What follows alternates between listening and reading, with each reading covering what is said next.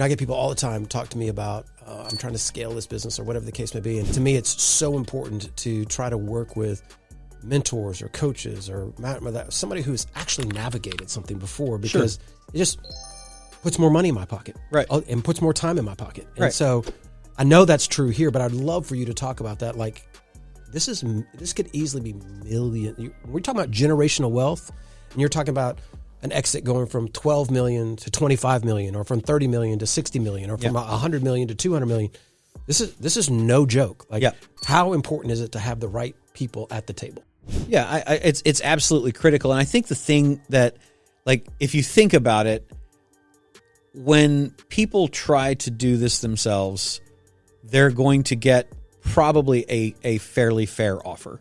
Private equity knows what the companies are worth within a range, and very seldom do they come in at the low end.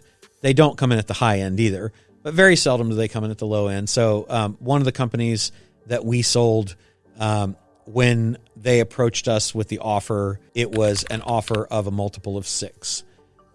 We ended up selling at a multiple of 12. That was the highest offer, and it was a sophisticated buyer. It was Blackstone, which is a pretty sophisticated buyer.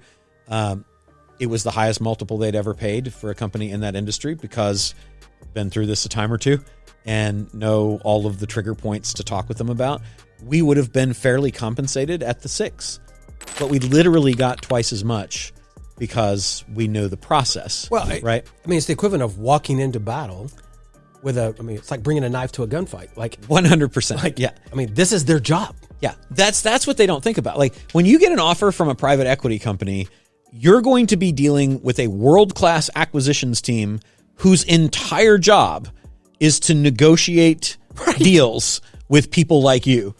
And you've never sold one company. Right. That is kind of insane. So maybe what you do is you go and you talk to your accountant and you're like, hey, we got an offer. And they're like, okay, let's go. And you're like, okay, well, how many companies have you sold so far? Accounting person, Well, I've had a couple of people that exited. Were you, what role did you play in the process? I gave them the financial statements. Right. Okay, so you have no experience. Okay, let me go to my business attorney. How many companies like this have you sold? I sell companies all the time. Great. How many have you sold to private equity company? How many have you sold to a public company? Well, I mean, not a lot. How many's not a lot? Okay, I've never sold one. And by the way, this is not to disparage anybody. Not at all. This is just the real world. I mean, look, as my business grows, the CPA that was doing my books when I was making $100,000 a year is not going to be the same CPA when I'm making $5 million. Right. I mean, we just outgrow our network, and this is no different. And to use an attorney example, you don't want your transactional lawyer to take you to trial, because your transactional lawyer is not a trial attorney. You don't want your business attorney doing M&A because they're not an M&A attorney. Right. You don't want your general practitioner doctor that you go to see when you got a cough to do heart surgery on you, because they're not a vascular surgeon. Better right? analogy. Yeah. Yeah. So that's the key. Don't bring the knife to the gunfight, because it will absolutely cost you. The thing that I see that costs people even more is not thinking about what is the process that I could go through to truly optimize the value of my company. So for example, with the roofing guys that we were talking to, I want to say they were looking at about a $40 million exit. And we take a look at the company and we say, if you want to sell right now, and this is what we always tell people, if you want to sell right now, I think you can get about $40 million.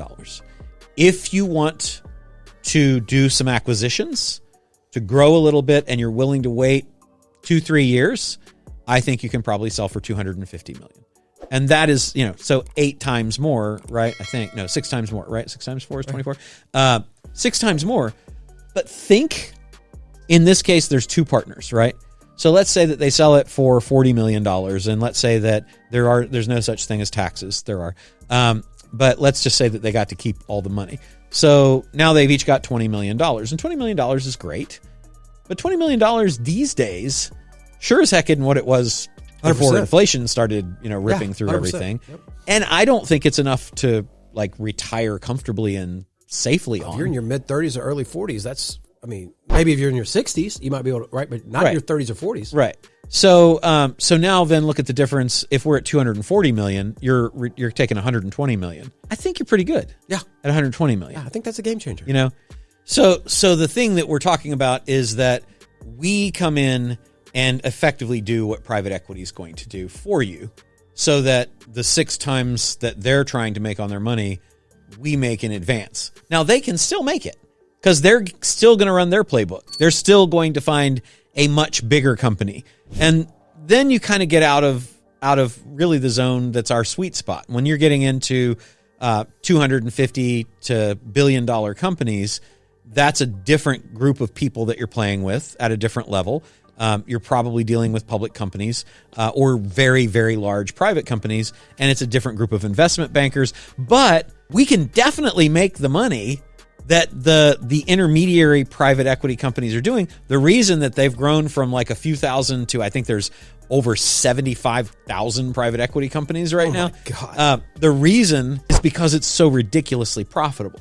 What I like doing is kind of democratizing the process and taking it away from a few elite private equity, hedge fund, Wall Street people and saying, what if the entrepreneur gets to make that money? Yeah. What if you get to make that money? And so we work with people to put that together and make that happen. Now, there's still buyers. There's still public companies. There's still giant other companies. It's just that rather than letting somebody else come in and take all that. Well, there's always a bigger fish, right? Effectively, always what's happening, a bigger fish. It's just where you are in the food chain. 100%. And either you can be the minnow, yes, or you can move up the food chain a little bit and decide that, which one. And clearly, the further up the food chain you're moving, the more money you're going to make.